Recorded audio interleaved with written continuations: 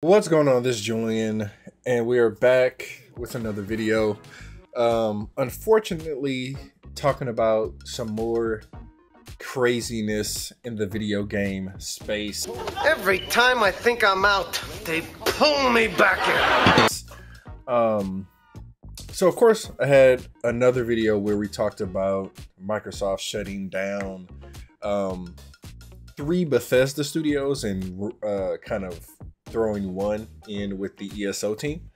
So shortly after that, there were more rumblings about potential layoffs on the Bethesda side, and also Microsoft or Xbox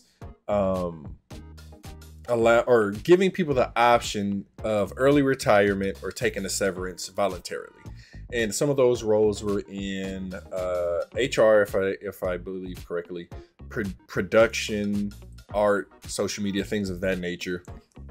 And this is this is very annoying, because I think this was an issue that actually. So let's switch over to this article from gamesindustry.biz. Now, there's been a few articles since, in a few discussions since the kind of announcement of these studios shutting down. And then just today, so I'm recording this on May 14th, 2024. Square Enix says they're going to lay off some workers in Europe and America. Now, I want to stay on Xbox just a little bit because there was a interview with Sarah Bond. I met Sarah Bond, really nice person. But she was asked about the closure of these studios, and her answer was really disappointing, subpar. It seemed like she wasn't prepared, or the company did not prepare her to answer any questions surrounding these layoffs.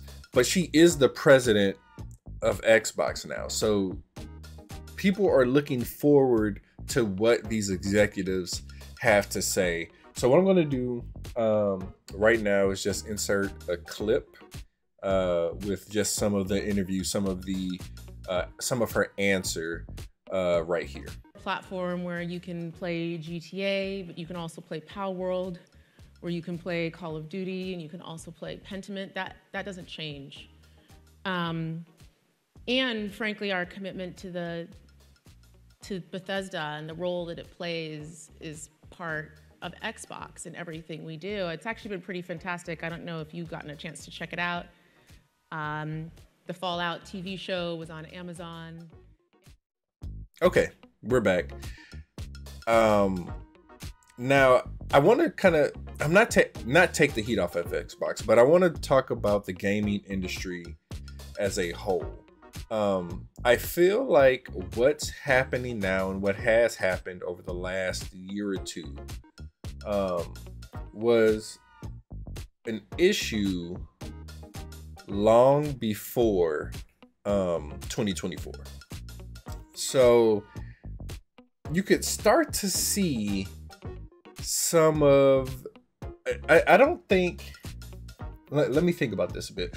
I don't think that this many studios would have been looking to be acquired if everything was great back starting in, what's that, 2017, 2018, that Xbox really started to buy up all these studios. I mean, and then you also have Embracer buying up studios. You have Sony buying up a couple studios. If companies are making money and doing very well, I don't think this is a thing. People kind of ask why these companies, or why Microsoft, or why Sony, or why Embracer chooses to buy and gobble up all of these studios. And I don't know if this was Justin Legary or someone. They were like, or maybe Paris, Lily, but the studios are not purchased if they're not for sale. So when Xbox first bought Bethesda, I had a conversation with someone who thought it may have been a bad idea. But when you look back to when Bethesda was multi-platform, the only games that really sold substantially are your Elder Scrolls games, your Fallout games. Really, those two are probably the kind of the lifeblood of the studio. But when you really kind of dig down into things, these Doom. I forgot about Doom. Sorry. But these amazing games that they were making, these great experiences that they were making, were not making a lot of money. They weren't selling a ton. So when people ask, like, why would they want to sell to Xbox, is because it opens up a certain level of freedom. The issue is, as we're seeing now, you're not just answering to Xbox, you're answering to the larger company, Microsoft.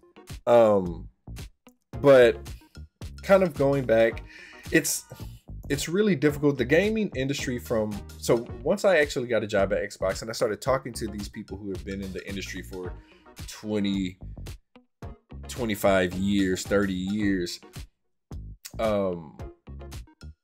they kind of let me know that they had been laid off 2, 3, 4 times before getting to where they are now. But I think the difference now is just the scale of these layoffs. Like, I think this may have been Seamus Blackley, one of the founders or creators of the Xbox, talked about how when the Xbox was created, when that concept came to fruition, the company or the organization of Xbox was only a few hundred people. Now it's like 30,000. So there's a level of scale when it comes to the people and the talent. There's scale when it comes to the technology. There's scale when it comes to the scope of these games. And I don't think I think during COVID, when everyone was stuck in the house and buying VR headsets and video games, nobody paid attention to what was going to come after that. The normalization, the readjustment of the market. And now we're just in this point where everyone's kind of rushing to make up this money. Actually, if you look at Alan Wake, and again, people ask, why did they go exclusively to Epic? And it's money. That is an independent studio making a AAA title. It takes a lot of money. You have a couple hundred people probably working on that. Let's just take an average of $80,000 to $100,000 per person. I mean, it's a lot of money. So they may have not made what they could have made if they put it on Steam, but there's no guarantee they would have gotten the money that they were searching for to make this game.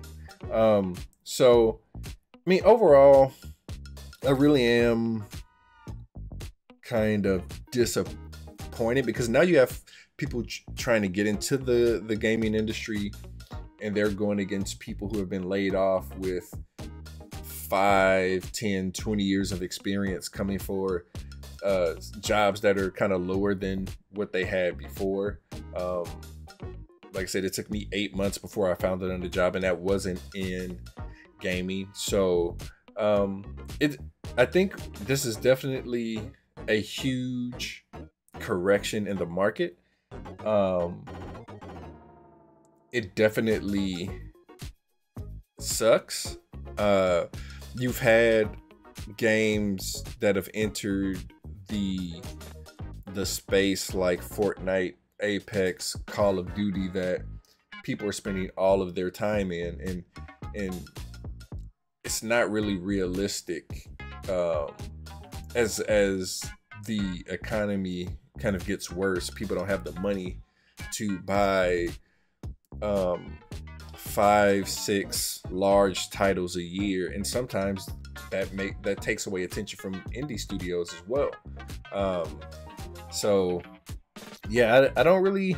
It's going to be interesting here in a few weeks when Xbox has its Summer Games Fest presentation, and Phil Spencer is going through all these interviews.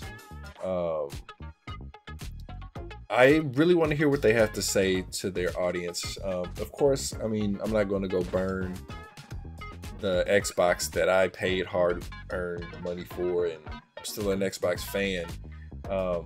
But I think, and many people are saying this, art and business just don't mix well. So let me know what you all think in the comments. I'm sure this conversation won't stop anytime soon. And yeah, we'll keep it going for more videos like this. Stay tuned, and we'll talk to you next time.